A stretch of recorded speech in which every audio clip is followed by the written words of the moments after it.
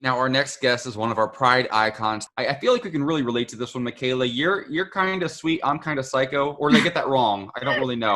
Wait, First of all, that's an attack on my I'm sorry. credibility, and also extremely right, And also because reverse. we are a lot psycho. I'm a king. You're a queen. Does that work better? But sometimes you're a queen, and then All right. We're just king. wasting time. We have Ava Max on the program right now. How are you?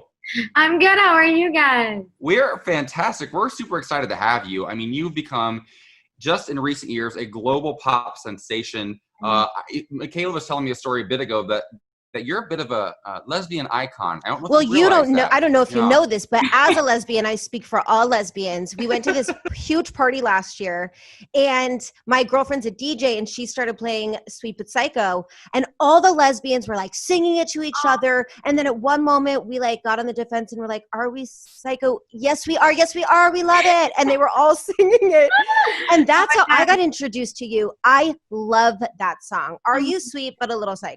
Thank you. I'm more psycho, even though I seem sweet. I think I'm more psycho.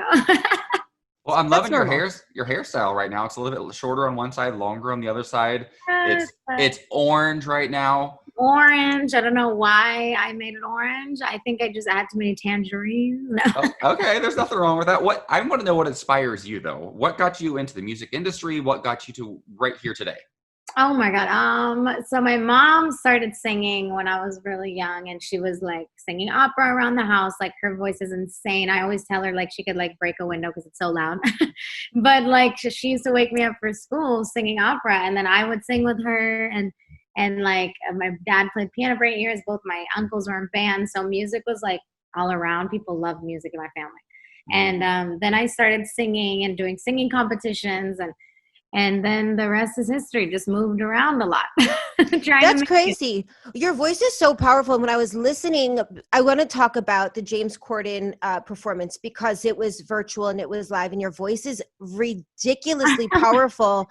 But You. Pat Benatar, I feel like, had a similar voice to you, and she was opera trained. So did your mom like give you tips on how to like breathe that way, or have the same kind of power? She's actually not proud the way I take care of my voice, actually, because she has like a regimen. She knows exactly, like, she's like always wear a scarf around AC. Like, she's crazy. Like, she'll literally like be like, "What is that, a cold drink?" Like, she's like all about like, you know, no coffee, no alcohol. It's just like insane. So I'm like, I definitely am not that crazy, but I try. And like, opera lessons were not a thing. Like, I remember seeing one opera coach growing up, and I just didn't like it.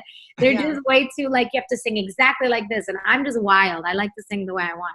So But it could, like, to be fair, it could be an interesting sort of collab, like mixing a little bit of the opera in with some like pop and some of the cool stuff you do. oh my God. Yeah. Well, my mom can sing opera. Perfect. It's a duet. Well, I want to talk about Kings and Queens, because that's a song that we've been spinning on ChannelQ like crazy. We get requests all day long. What was the inspiration behind Kings and Queens? Man, Kings and Queens is really about queens, and it's just about queens regaining their thrones. And I'm always telling everyone this. I want to see queens more in positions of power, and like I mean, I feel like women are the best. Like, come on now. And I'm just like, I just want to have that in every song, like an anthem. You know, as many anthems as I could put out there to let everyone know that queens are the best. Who are your queens outside of like your family? Are there any inspirations in the world of music that maybe you look up to and you just like would just gag over if you ever got to meet them or work with them? You know, it's funny. At the Attitude Awards, I met Sam Smith, and I love. Yes. Oh my gosh, I almost died because his voice is like, you melt when you hear him sing. You're like, "Ah," like you're literally melting. Of course. So I met him, and I was just like, oh my God, like I had a dream I once met you, but this is reality. Like, I love him so much. So he is the queen. I love Sam Smith. I love that. Well, I want to go fans. back to your performance on James Corden, because I think that a lot of artists are finding new ways to stay creative, particularly in quarantine. A lot of artists would be on tour right now or be doing live performances. What was it like doing a virtual performance, and is that what you plan on doing the rest of this year? Virtual performances, yeah. I mean, unless they do drive-through performances, that would be really cool. Yeah. But then again, I want to see the crowd dance. I miss dancing with the crowd, and I miss like having that energy and connection. So it's kind of really up for grabs. You know, we don't know what's going to happen. Well, what is it like doing that performance, knowing that it's going to be seen by millions of people? What's it like doing it like from your home or from wherever you set up? Like, what's that actually like, not having that energy live there with you?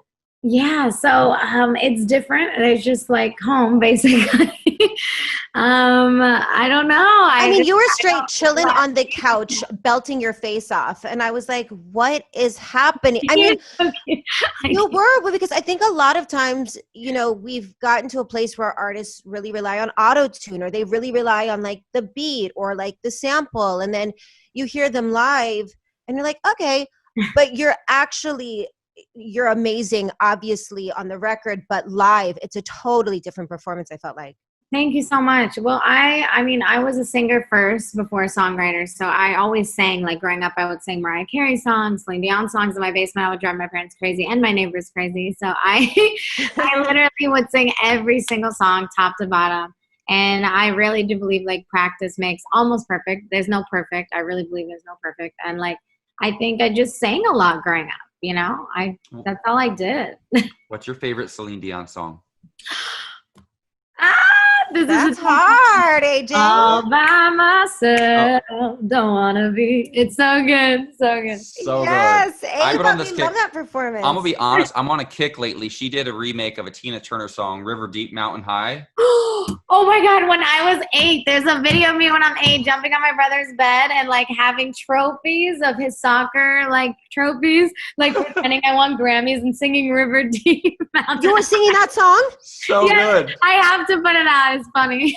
Yes, please send it to us so that when we do this interview, the people are getting a visual of you on your bed at 8 years old singing River Deep, holding soccer. Oh my God, I have to go to my mom's house. I have to find it. They're like those old big cassettes, you know what I'm talking about? No, but I'm like, I'm like, I don't know if you guys can get it out there. Well, speaking of your mom, I want to talk to you. We are still in quarantine. Family's obviously very important. Have you been able to see your family, or have you had to be really tightly quarantined?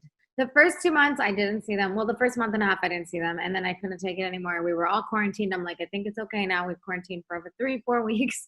And so I finally saw them, but it was hard not seeing them. And they were like in the same town, you know, my parents. Mm-hmm. So obviously it's hard for me because every time I see someone, I'm like, I'm always thinking about my parents. I don't want to give it to my parents if I get, you know what I mean? Like not going like, you know, so I'm just like, everyone back up. My parents, I see them. Like I feel like that's a lot of young people, like a lot of younger people. We're scared about getting it, but we're more scared about getting it and giving it to our parents or our grandparents, the older generation for sure. We're gonna have you intro your song in just a second. But before we let you do that, we're super excited about that.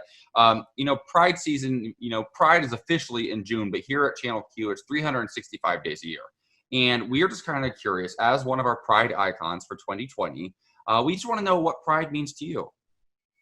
Pride means being who you want to be, loving who you want to love, not caring about other people's opinions, and just showing off all the colors inside of you, all of your emotion, and really letting loose and not holding anything back, because that can eat you up. So you got to be yourself, and that'll make you happy. We love that. Well, we love all of your music, but please now introduce us into your hottest new single. What do you want me to say? Whatever you, girl, however you want to tee it up. We're listening to Kings and Queens on ChannelQ. Tell us. Yes. You're listening to Kings and Queens on ChannelQ. Hey!